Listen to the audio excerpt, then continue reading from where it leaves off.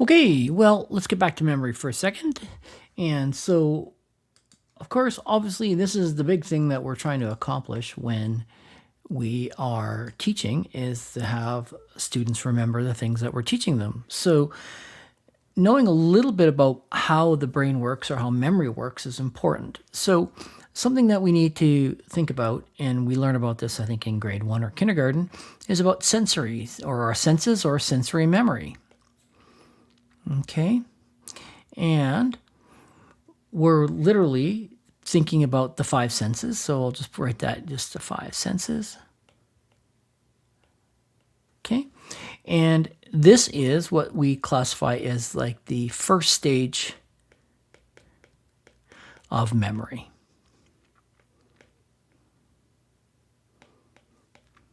Okay. And that is where information from our environment,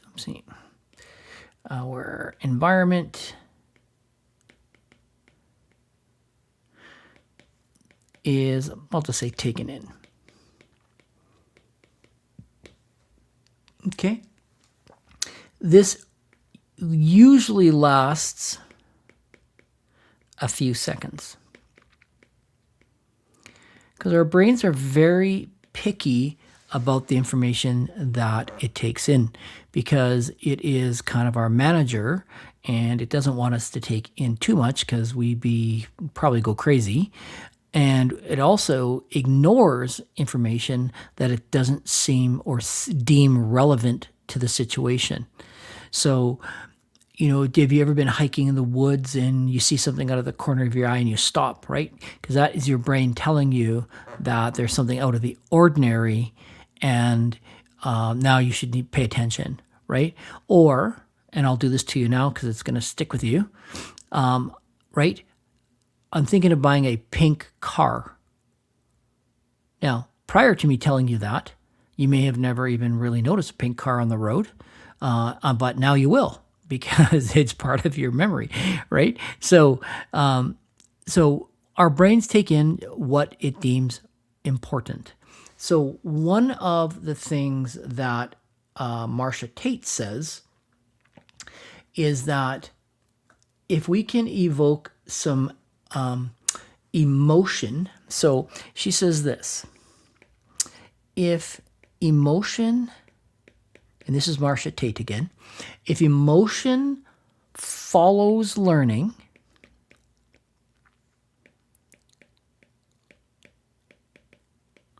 okay, comma, the brain says,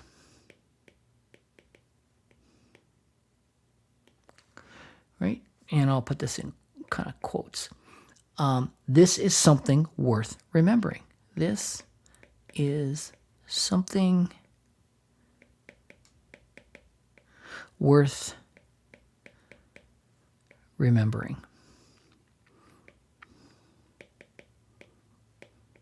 Okay, so, and I think that makes sense. If you think of emotional times in your life, happy, sad, crying, total bliss and joy, we remember those things, right? And so emotion solidifies in many cases the retention of information or of a moment in our lives. So it's really important to understand that what we're learning or what our brain is allowing us to remember comes from our environment and is, of course, is taken in by our senses. Okay, so that's the first stage of memory. So then we can move on to our working memory, also known as short-term memory. I'm just going to make a new page. I'd like to have more room. So then we can talk about short-term memory, right? Because remember, the sensory memory is just literally a few seconds, and in some instances, it could be even potentially less than a second. Okay, so short-term memory. Okay, and we'll put in brackets here, working memory. Now, it's kind of fleeting in itself. with it only really allowing seconds of memory or lasting up to a few seconds, but it's significantly more than what our environmental or sensory memory would be. So first of all, I think we'll just say that it holds a limited amount of information. It holds a limited amount of info. Okay, and usually up to 30 seconds. Okay, so it allows us to manipulate and process information that is currently relevant. That is currently relevant. Okay, so that could be something like a phone number or some type of mental calculation, something like that. So it's very limited, and like any type of memory, if you don't keep doing something with that information, obviously you'll lose it. And in this case, it could be within 30 seconds. Okay, like a person's name, for instance, right? If you don't maybe keep saying that person's name over and over your head, or try to associate it with something else, that could be gone, right? And if you think about that, if you've ever been to a party or a meeting or some kind of gathering, you're introduced to a person, and the next time you're like thinking, oh, I forgot that guy's name already, right? That kind of idea. Okay, so that's short-term memory. We can also then talk about long-term memory, which is, of course, our goal with all this stuff that we teach kids. So long-term memory. Okay, and this is stored in the cerebellum. Okay, where our long-term memory. So I'll back up here. Where our long-term memory kind of is put. Okay, and so this portion of our brain has vast storage, and we really don't know how much. And so really what the experts say is that it is unlimited, right? Is that with the appropriate cues, with the appropriate associations, you can remember things forever, basically. It just everything that happens to us and everything that we do is stored in our brain, but it's the ability to recall that information that is important. And so how do we do that, right? How do we get kids to recall the information that's important, and not just on a test, but life, it's that kind of stuff. Okay, so vast storage, I'm going to say limitless. I'm also going to say timeless. Okay, so again, it can range. When I say timeless, I can say from I'll say many minutes to a lifetime. Okay, most people don't have memories of anything that happened to them prior to 2 years old. And that's just a generalization. I think that most people don't. But of course, in all of this stuff, there's always exceptions to the rule of attention spans, length of those attention spans, etc. Right? Okay, so we know that. We can also divide then long-term memory in a little bit more. So let's do that. So we're still sticking with long-term memory, but now we are looking at explicit memory. Okay? So again, this is important for us to know this, because then it can help us decide what kind of activities and things we want to do in the classroom with kids. Okay? So explicit memory is really all about the conscious recall of facts. Conscious recall of facts. Okay? So and we can go on more here. Events, concepts. I'm just going to go etc. here. Concepts, etc. Okay, so it's that kind of thing. So explicit memory then also can be divided into episodic memory. Episodic memory. Okay. And that is like your personal experiences, right? Because one experience for you is different for another person. So that kind of idea. And sometimes experiences are more relevant for different people. And then, of course, that can also decide whether it can be recalled or retained. Okay. And then there's also semantic memory. Oopsie, let me just back that up. Semantic, which has to do with language and things like that. Memory. And what we're thinking about here is just stuff we call general knowledge, right? Are you good at playing Trivial Pursuit? That kind of stuff, general knowledge, which I would say people that know me would say that, yes, Brad has good semantic memory. Okay? All right, so if we have explicit, then of course the sort of counter to that is implicit memory. Okay? So again, explicit being like outward, implicit being more like kind of inward. Also referred to as non-declarative memory. Okay, so non-declarative memory. There we go. And so this refers to, so if we have the conscious recollection, then guess what? If they're opposites kind of idea, this is the unconscious recollection. Okay, so these are things that we don't really have to think about. So unconscious recollection of learned skills, right? Bouncing a ball, riding a bike, walking, those kinds of things. Skills, I'm going to put down habits. Habits. I'm just going to and habits, things like that. Okay? It's things we do automatically.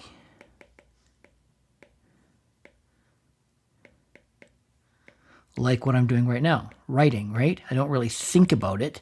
I can just do it, right? Automatically. And again, it's like riding your bike, tying your shoes. So if you really think about some of these milestone moments for kids, those are the things that kind of that we're talking about. And again, without consciously having to think about it. Now, again, when kids are learning to tie their shoes, there's lots of thought and thinking about what goes over what and what loop goes where and all that jazz. But eventually, we don't even think about it anymore, right? So, and so sometimes this implicit memory then is even divided further into what we call procedural. Battery is full. Oh, that's goodness. Thank you. Procedural memory. And this one you will know by a better name, something called muscle memory. Okay. Now, the experts will tell you this, and I agree with them. Your muscles don't store information, right? Your brain stores information.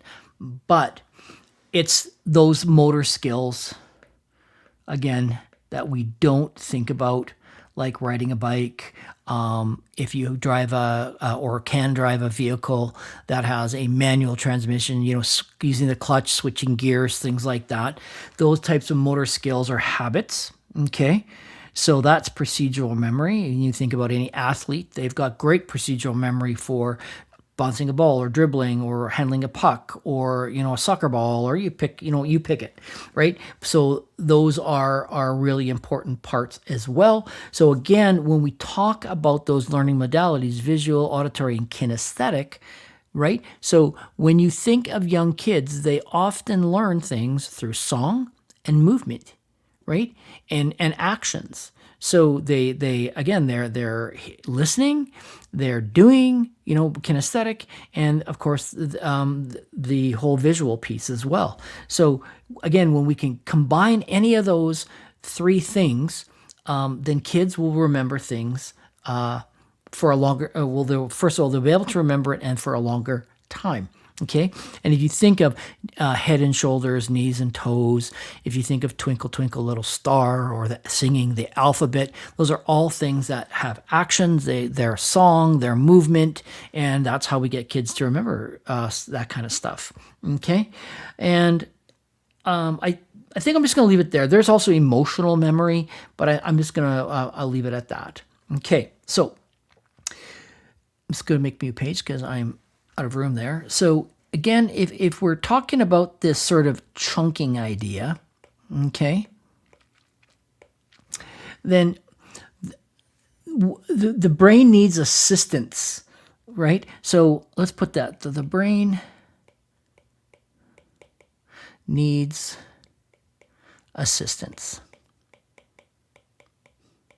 Okay. And that's because of working memory, right? And we know that is limited, very limited working memory. I'll just put mem down now, write it all out. There we go. Okay. And so we need to be able to manipulate,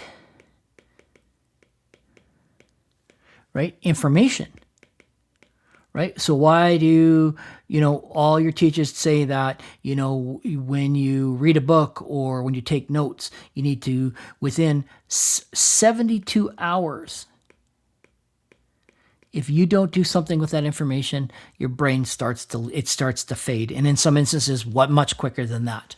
Okay. So, you think of a set of notes or a chapter of a book that you just read, and we already know that we don't retain much of what we read. But if you don't make notes when you're reading and you don't go back and review those notes and that kind of idea, then that information is gone. Okay. Unless, again, it's something sensational or novel in some way that it really grabs your attention, or you can associate it with something else, then you, again, can often remember that. So when we talk about that chunking, that's where we're going to go back to that 20 and 7 idea. So remember, no more than 20 minutes or no more than 7 new pieces of information. Okay, so that's critical, the new part of info, right? Because if it's review, and I've already taught you this, then I can break that number. And of course, remember, as kids get younger, those numbers also decrease. Okay, so just to sort of support this whole idea of chunking and that Marcia Tate's not some kind of crackpot, there's also a guy named G.A. Miller, and he did some experiments on memory, and he used predominantly numbers, okay, and sometimes a little bit of the monosyllabic words and also just some of the alphabet. But anyways, long story short, is he said that plus or minus 2. So what he said is this, is that people can remember 7 things plus or minus 2. Okay, so 9, 5, that idea. Okay, and if you think about that in itself, think of this.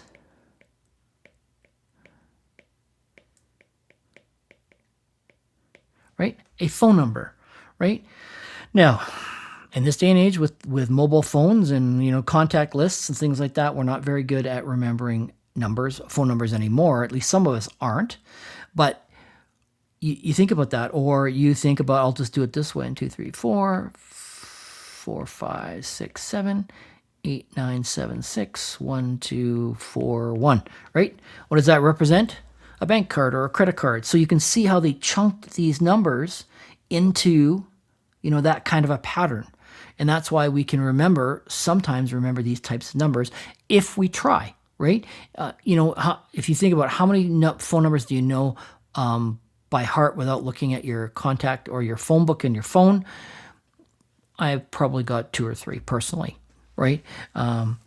But again, the reason you remember those is because those are ones maybe that you phone a lot or that you've dialed, right? I'll give you a little thing though. you should remember at least one or two, because what happens if you get in a car accident and your phone is damaged, or you get a flat tire on the side of the road and I don't know, something happens and now your phone's not working, but somebody stops on the side of the road to help you and they give you your phone to say, hey, go ahead and call your mom or your dad or your boyfriend, whoever, significant other. And you're like, well, I would, but I can't remember their phone number, right? That kind of idea. So J. Miller supports this whole idea that we have to chunk information into manageable pieces so that our brains can take it in and remember it. Okay? So it's just that. It is just breaking down information into manageable pieces.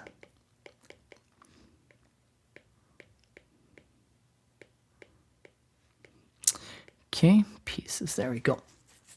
So, and there is lots of research on this. So, I mean, I could go on and on, but I'm not going to, right there. But there's lots of information. All right, let me just see what else I want to talk about. Bite-sized pieces, and then I'll just give you another example here about just to support this. Thinking in threes.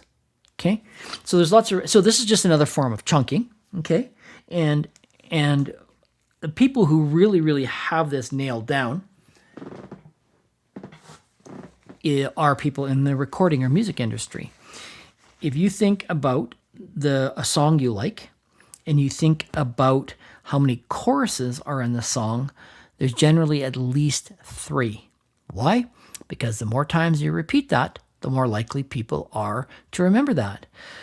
And if you think about, when you go to a concert and the artist wants you to sing along with them, it's usually the chorus, right? Because they know that's what people remember, because we repeat it. And in some instances in songs, it's repeated even more than 3 times, right? So thinking in threes, right? And so the same thing with storytelling. If you're going to tell a story, you need to tell that story at least 3 times, either to yourself or to somebody else, before you will actually remember that. Okay? Also, if you think about some of the great dramas of, I guess human history or whatever, most of them are 3-act plays. Okay? Again, not saying that there's plays that don't have more than that or less. There's 1-act plays, right? But great dramas are usually structured around 3 acts. Okay? And of course, there's the old, you can continue down, I just ran out of room there, right? There's the old saying, right? If I've told you once, I've told you 1,000 times, right? Well, you know what? Sometimes you need to do it 1,001 times. Okay? Also, as you're teaching and as you're talking about stuff like this, the other thing that I want you to think about is that sometimes, even though that student may have been sitting in your class all semester long, and now you're talking about a topic that you've already talked about, it could be the first time that they actually are listening, or they actually are hearing you say it. So don't forget that there's never a time when repeating yourself over and over again isn't helpful. Okay? So I want you to remember that. All right. Okay, I just want to end off with some interesting facts about the brain. So I'll just call it brain facts. Okay, and I'm going to number these, but these ones are not numbered in any particular order of importance, right? So our brains, our brains like to organize perceptions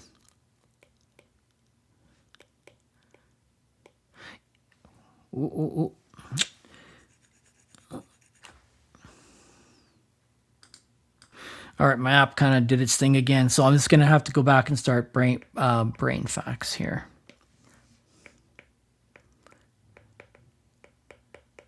This first one's kind of important. So again, not in any order of importance, but it is number 1. Our brains like to organize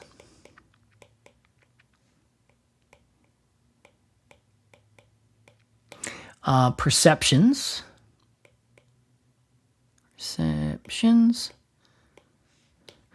into meaningful units and patterns.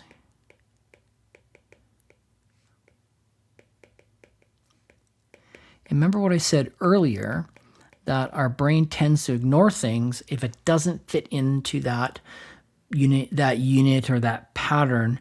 Because again, if you think about where we are just mammals, right? And we kind of got the fight response in us, and we know when to run and we know when to fight kind of idea.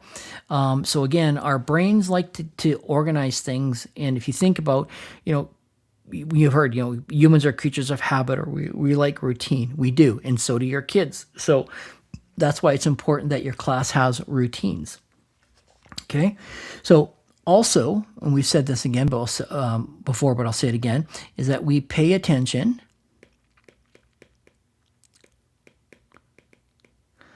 to what we perceive as meaningful, what we perceive. Is it I? Is per? Hold on here. Perceive as meaningful. I might have put the I and the E, messed it up. That's okay. Meaningful. And ignore, or I'll say and, actually disregard what is not, or what we perceive as not meaningful, and just disregard what is perceived as not meaningful.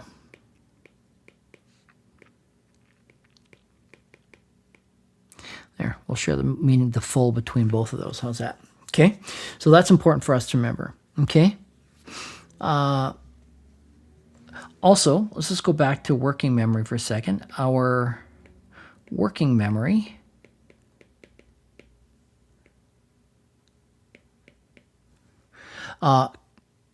can manipulate 3 to 5 items, work with 3 to 5 items. So there's that kind of chunk piece again.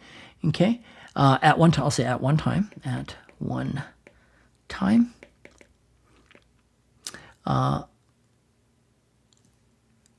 And I'm just going to say at one time, this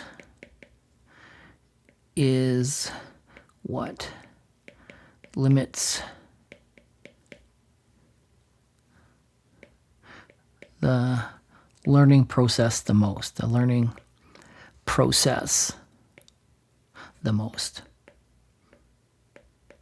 Right? It's kind of like a, garden hose versus a fire hose, is that we can only take in so much at one time. And that then is a limitation to how we, learn information, recall information, all that kind of stuff. But it's a taking in process. Okay. And then I said this a long time, or not a long time ago. I said this previous, and I'm just going to write this down as LTM, as long-term memory. Okay. Is essentially infinite.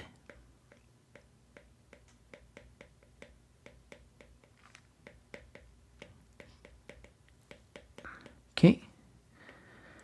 So we know that, and then I'm going to have to go on a new page here. So number 5. All right. So then we can just say that I'll say anything. I'm just kind of paraphrasing my notes here. Anything in long-term memory can be retrieved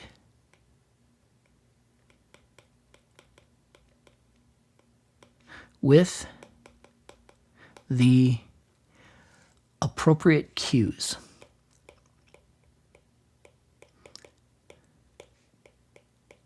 Right? So if you're talking to a friend and they're like, hey, do you remember that? And you're like, no, I don't. And they're like, well, and then they give you a little bit more information. You say, well, remember when John and Bob did blah, blah. And you're like, oh, now I remember. Right? So that kind of appropriate cue. Right? So again, with the exception potentially of that not being able to retrieve things from earlier than 2 years old. So, so again, anything in long-term memory can be retrieved with an appropriate cue. And then the last one, which I think is an important one, is if we apply storytelling to our lessons. Storytelling. I'll say in our lessons.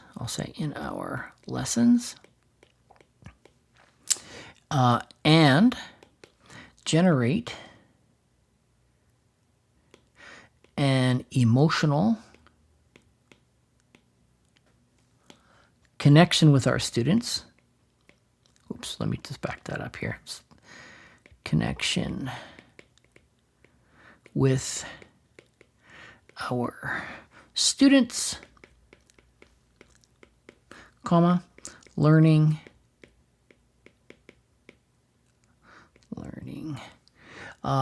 is guaranteed. Guaranteed. Yep. That's a word we don't spell very often, right? And I'm just going to say this. Neuroscience proves this. So, in studies and research, okay? Okay, let me just see what else I've got here for us. Active learning, of course, is important in that whole idea of kinesthetic and visual auditory kinesthetic. And let's just write this down because I think it's important as well. So active learning, that's a little subtitle, okay? Just a little kind of addendum here to our notes. Active learning, okay? It means, I'm going to say you, right? Everybody means a person participates,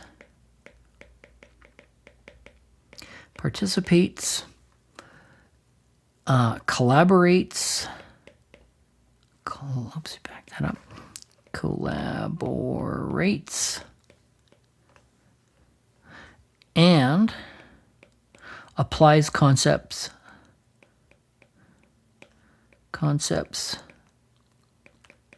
Oh, am I running out of room here? In the real world.